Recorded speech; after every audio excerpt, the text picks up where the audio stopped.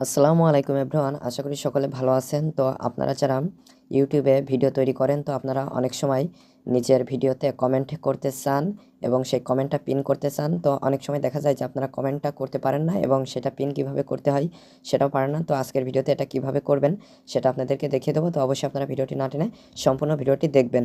তো এক্ষেত্রে আপনারা যে কোনো ব্রাউজার ব্যবহার করতে পারেন। এখানে ইউটিউব যে রয়েছে, এই ইউটিউব অ্যাপসটি আমি ব্যবহার করছি। তো ইউটিউবে চলে আসছি। তো ইউটিউবে আসার পরে এখানে আপনাদের চ্যানেলটি, যে চ্যানেলে আপনাদের ভিডিও রয়েছে, সেই চ্যানেলটা এখানে লগ ইন করে নেবেন। তো আমার অলরেডি লগ ইন করা রয়েছে। এখানে নিচে এই যে চ্যানেল আইকন রয়েছে, এটার উপরে আমি ক্লিক করে দিচ্ছি। ক্লিক করে দেওয়ার পরে এখানে আপনারা ভিউ চ্যানেল, এইটার উপরে ক্লিক করে দিবেন। ক্লিক করে দিলে আপনারা আপনাদের চ্যানেলে চলে আসবেন। তো এখান থেকে জাস্ট ভিডিও, এইটার উপরে ক্লিক করে দিলে আপনাদের সকল ভিডিও আপনারা দেখতে পারবেন। তো আপনারা যে ভিডিওতে কমেন্ট করতে চাচ্ছেন সেই ভিডিওটি প্লে করবেন। যেমন আমি এটা প্লে করলাম। তো প্লে করার পরে এখানে আমি এটা পজ করে রাখছি।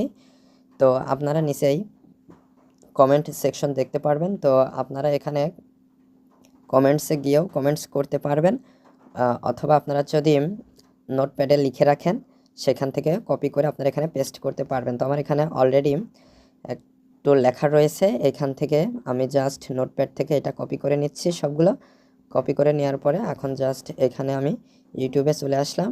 অ্যাড এ কমেন্ট, এখানে আমি পেস্ট করে দিলাম। এখন জাস্ট এই যে অ্যারো চিহ্ন, এখানে যদি ক্লিক করি তাহলে এটা এখানে পেস্ট হয়ে যাবে।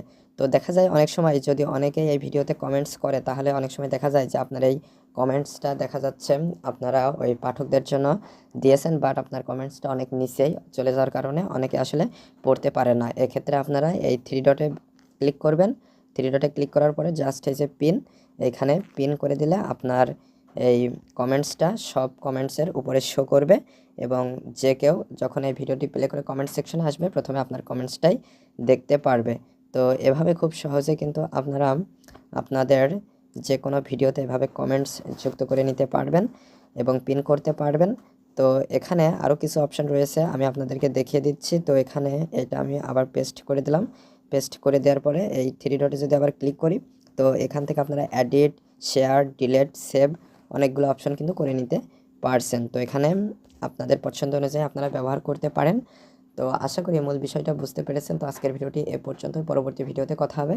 ধন্যবাদ সবাইকে।